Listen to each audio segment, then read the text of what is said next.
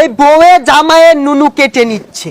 এখন রাজ্যের যে হাল, এই নুনু কেটে নিলে যাবে কেমনে দিনকাল। শুনেছি নুনু কেটে হাতে নিয়ে টিকটক ভিডিও বানাচ্ছে। না, এ হতে পারে না। আমার রাজ্যের একজন সাধারণ মানুষের নুনু যদি নিরাপদে না থাকে, তা আমি রাজা চন্ডবালী নুনু কিন্তু নিরাপদে নাই। এই কি ব্যাপার? মহারাজ কি ঘাস কাটবার গেছে নাকি? এলাও আইতাছে নাকি? হুশিয়ার, সাবধান, মহারাজা চন্ডবালী হাজির। কই গো, একটু হুনে যাও, কি হয়েছে তোমার, কেন করো না রাও। কই গো, একটু হুনে যাও। খামোশ। কুল কুল ঠান্ডা মহারাজ। এই মহারাজ চন্ডবালী এত রেগে গেলে তো হবে না, রাজ্য চলবে না তো। খামোশ, 1.5 টাকার মন্ত্রী, আমার রাজ্য কিভাবে চালাবো এটা তোর বলতে হবে না। তোর কথা শুনে আমার মুতা ধরে গেল মন্ত্রী। মহারাজ মুদ্রা আপাতত আটকাই রাখেন, কারণ এই রাজ্যে মুতা নিষেধ। চুপ কর বিয়াদব, আমি রাজা চন্ডবালী মুতে বুড়িয়ে আমার রাজ্যে বন্যা বসিয়ে দেব। তোকে বলতে হবে রাজ্যের খবর কি বল। এ মহারাজ আর মনে হয় মুতা হবে না, রাজ্যে এমন এক ভাইরাস আইছে যা সবার নুনু কেটে নিচ্ছে। মন্ত্রী, এ কেমন ভাইরাস? আমি তো গলা কাটার কথা শুনেছি, ছাড়া ধরার কথা শুনেছি, এই নুনু কাটা ভাইরাস কোত্থেকে এলো? এর কি কোনো প্রতিকারক নেই?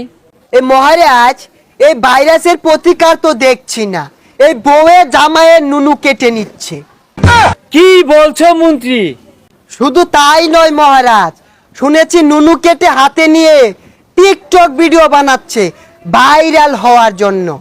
না, এ হতে পারে না। আমার রাজ্যের একজন সাধারণ মানুষের নুনু যদি নিরাপদে না থাকে, তা আমি রাজা চন্ডবালী নুনু কিন্তু নিরাপদে নাই। আমি দেখলাম রানী হাতে একটা ছুরি নিয়ে কি জানি করার চেষ্টা করছে। আমার তো সন্দেহ হচ্ছে মন্ত্রী। না মহারাজ, রানীমা তো দেখলাম আপেল কাটার জন্য ছুরি নিয়ে ঘুরছে। না না মন্ত্রী, আমি বিশ্বাস করি না। রানীমা আপেল কাটতে ছুরি হাতে নেই নাই। তোমার রানীমা কিন্তু খুব রাগী। আমার সন্দেহ হচ্ছে নুনু কাটা ষড়যন্ত্র চলছে। সিপাহী, আদেশ করুন মহারাজ। এই তোমাদের নুনুর কি হাল? আপাতত ঠিক আছে মহারাজ, আপনার এই কথা শোনার পরে আমাদেরও ভয় হচ্ছে মহারাজ।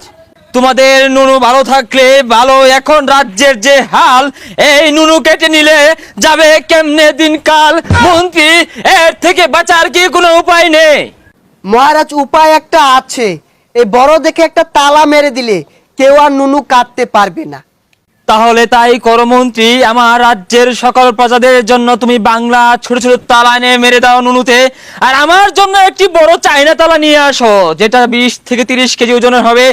কেননা আমার রাজ্য থেকে যদি আমার নুনু হারিয়ে যায়, তাহলে সবাই বলবে চন্ডবালী হচ্ছে নুনু কাটা রাজা। এই মহারাজ এই এত বড় তালা মারলে আপনারটা তো ছিঁড়ে পড়ে যাবে।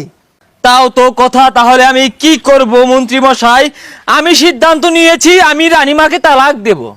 মহারাজ এ কি বললেন, রানীমাকে তালাক দিবেন? রানীমাকে তালাক দিলে তো আপনাকে ইয়েতিম রাজা বলবে। তাও ভালো মন্ত্রী, আমাকে এতিম রাজা বলুক, আমার কোনো দুঃখ নেই। আমি এই দাজ্জাল রানীকে রাখবো না।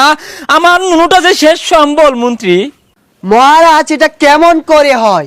সেনাপতির বউ থাকবে, প্রজাদের বউ থাকবে, রাজা মশাইয়ের বউ থাকবে না, এটা তো হয় না। মন্ত্রী, তুমি বুঝতে পারছো না? বউ থাকার থেকে জরুরি হচ্ছে নুনু থাকা। আমার রাজ্যে ঢাক ঢোল পিটিয়ে তুমি ঘোষণা করে দাও, এই চন্ডবালীর রাজ্যে কারোরই বউ থাকবে না।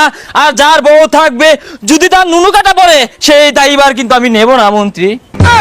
ঠিক আছে মহারাজ, এই সিপাহী সারা রাজ্যে ডেরা পিটিয়ে দাও, কারো বউ থাকা যাবে না। এই চন্ডবালীর রাজ্যে এই প্রতিবন্ধী বিছুনলাকে কে রেখেছে? 1.5 ঘন্টা ধরে পাক্কুন পারছি, একটু বাতাসও করছে না। এই নুনু কাটার গল্প শুনে আমার শরীর যে ঘেমে গেল। ইচ্ছি মহারাজ। শুনুন শুনুন শুনুন, মহারাজার আদেশ, এই রাজ্যে কারো বউ থাকা চলবে না।